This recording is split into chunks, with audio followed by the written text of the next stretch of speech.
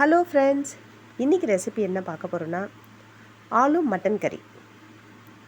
இப்போது 1/2 kilo mutton எடுத்திருக்கேன். 3 உருளைக்கிழங்கு இந்த சைஸில் கட் பண்ணி வச்சுருக்கேன். 3 பெரிய வெங்காயம் நீட்டாக கட் பண்ணியிருக்கேன். 2 தக்காளி, இஞ்சி பூண்டு பேஸ்ட்டு, 1 கப் தயிர், 2 வெங்காயம் பொடி நீளமாக கட் பண்ணி இது மாதிரி ஃப்ரை பண்ணி எடுத்து வச்சுருக்கேன். இப்போது ஒரு குக்கர் வச்சுருக்கேன். 3 ஸ்பூன் எண்ணெய் ஊற்றிக்கிறேன்.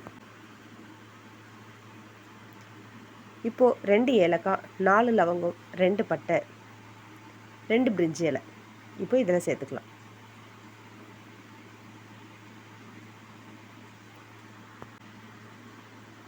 அரை ஸ்பூன் சோம்பு, அரை ஸ்பூன் ஜீரகம். இப்போது கட் பண்ணி வச்சுருக்க வெங்காயத்தையும் இதோட சேர்த்துக்கலாம். இப்போது நல்லா கிளறி விட்டுக்கலாம்.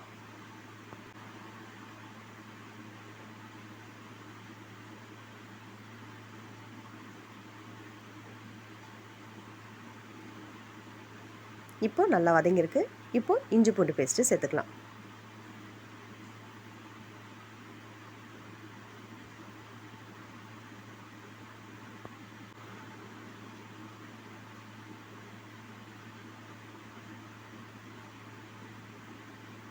நல்லா பச்சை வாசனை போகிற அளவுக்கு வதக்கலாம்.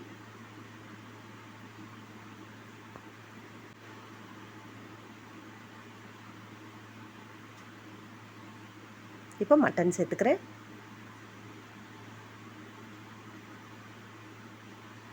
இப்போ நல்லா கிளறி விட்டுக்கிறேன்.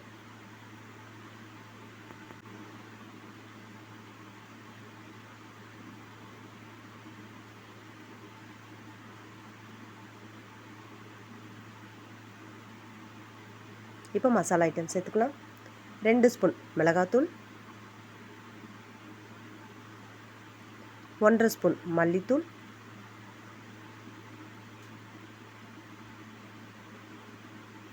1/2 ஸ்பூன் மஞ்சத்தூள், 1 ஸ்பூன் கரம் மசாலா. இப்போ நல்லா கிளறி விட்டுக்கலாம்.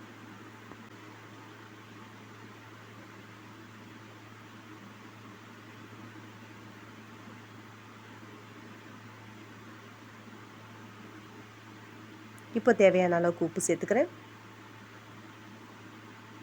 நான் 3/4 ஸ்பூன் அளவுக்கு சேர்த்துருக்கேன். பத்தலைன்னா மறுபடியும் சேர்த்துக்கலாம். இப்போ 1 கப் தயிர்.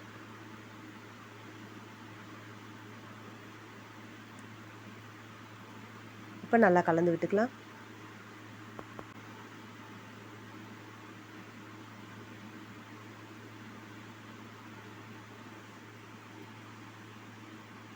இப்போ நல்லா கலந்து விட்டாச்சு. இப்போ உருளைக்கிழங்கு சேர்த்துக்கிறேன். இப்போ நறுக்கி வச்சுருக்க தக்காளியை சேர்த்துக்கலாம்.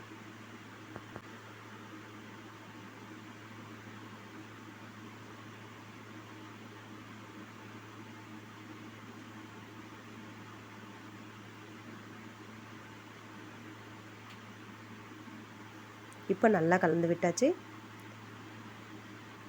இப்போ கட் பண்ணி வச்சுருக்கிற நம்ம பொரிச்சு வச்சுருக்கிற வெங்காயத்தையும் இதோட சேர்த்துக்கலாம்.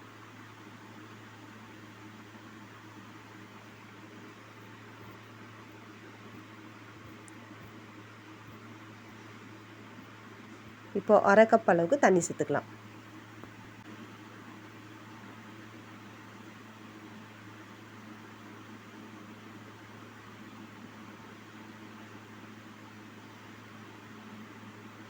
இப்போ நல்லா கலக்கி விட்டுக்கலாம்.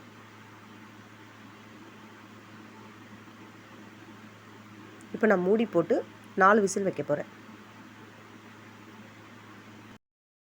இப்போ 4 விசில் வச்சதும் மட்டன் நல்லா வெந்துடும். நமக்கு குழம்பு ரெடி ஆகிடும். இந்த வீடியோ உங்களுக்கு பிடிச்சிருந்ததுன்னா லைக் பண்ணுங்கள், ஷேர் பண்ணுங்கள், கமெண்ட் பண்ணுங்கள், மறக்காமல் சப்ஸ்கிரைப் பண்ணிவிடுங்க. இப்போது இது வந்து இட்லி, தோசை, ஆப்பம் எல்லாத்துக்குமே இது சூப்பராக இருக்கும்.